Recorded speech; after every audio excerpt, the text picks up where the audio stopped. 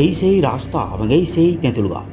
এখান থেকেই নাকি অদৃশ্য অলৌকিক সেই শক্তি পথচারীদের বাইক থামিয়ে সারা শরীরে নখের আঁচড় দিয়ে যাচ্ছে। অনেকে আবার প্রত্যক্ষদর্শী সেই অদৃশ্য শক্তিকে দর্শন করেছেন। মাথা থেকে পা পর্যন্ত সারা শরীর চুলে ঢাকা, তাতেই ভূতের আতঙ্ক নিকটবর্তী গ্রামগুলিতে চেপে বসেছে। ঘটনাস্থলে পৌঁছেছেন যুক্তিবাদী সমিতি, জেলা বিজ্ঞান মঞ্চের শাখা সদস্যগণ এবং অলৌকিক তদন্তকারী দল।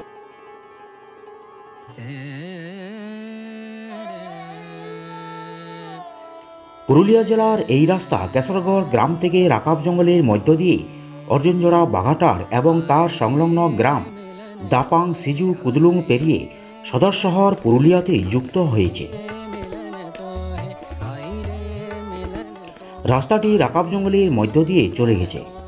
জঙ্গলটি ষোলক্রোশের বন নামে পরিচিত। একদা এই বন ছিল কাশীপুর মহারাজার শিকারের স্থান। শালপিয়াল, হরিতকি সহ প্রচুর জানা অজানা বিশুদ্ধ গাছগাছালি এবং পশুপক্ষীর পবিত্র বনভূমি।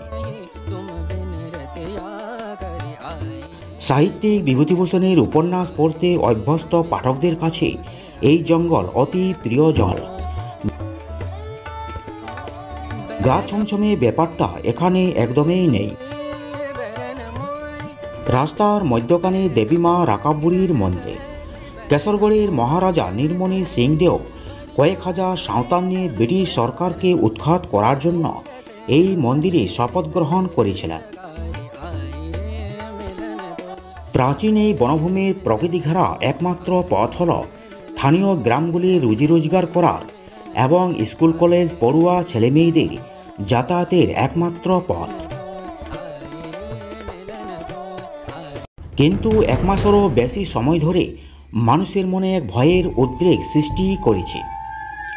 রাস্তার মধ্যখানে এবং পথপাশের এক তেঁতুল গাছের থেকে নাকি এক অলৌকিক শক্তি বেরিয়ে এসে পথচারীদের গাড়ি আটকে শরীরে নখের আঁচড় দিয়ে আক্রমণ করছে। এতে নিকটের ৫-৭টি গ্রামের মানুষের মনে ভূতের আতঙ্ক চেপে বসেছে। ঘটনাস্থলে পৌঁছেছেন যুক্তিবাদী সমিতির সদস্যগণ, জেলা বিজ্ঞান মঞ্চের শাখা সদস্যগণ এবং অলৌকিক শক্তি তদন্তকারী দল। তারা যুক্তি দিয়ে বুঝিয়েছে ভূত বলে কোনো কিছু নেই এবং এই পথ সম্পূর্ণ নিরাপদ। এছাড়া গ্রামের যে সমস্ত মানুষেরা নাকি প্রত্যক্ষদর্শী, তাদের সোশ্যাল মিডিয়ায় বিভিন্ন রকম ভিডিও দেখে বুঝলাম ভূত সম্বন্ধে যা কিছু গল্প পুরোটাই একটা মন গড়া বানানো গল্প। এই পথকে নিয়ে যা কিছু গল্প বানানো হয়েছে পুরোটাই একটা গুজব রটানো হয়েছে। সুতরাং দয়া করে কেউ গুজব রটাবেন না এবং গুজবে কান দেবেন না। ঘটনাস্থলে উপস্থিত অলৌকিক শক্তি তদন্তকারী দলের সদস্যগণ তাদের ঘোষ ডিটেক্টর এবং বিভিন্ন যন্ত্র দিয়ে প্রমাণ করে স্পষ্ট বললেন যে এই রাস্তা এবং তেঁতুল গাছে কোনোরূপ নেগেটিভ এনার্জির অস্তিত্ব নেই। সকাল থেকে প্রায় বিকেল পর্যন্ত সমস্ত দিন এই রাস্তায় ঘোরাঘুরি করার পরও আমরা কোনোরূপ নেগেটিভ এনার্জির অস্তিত্ব অনুভব করতেই পারিনি।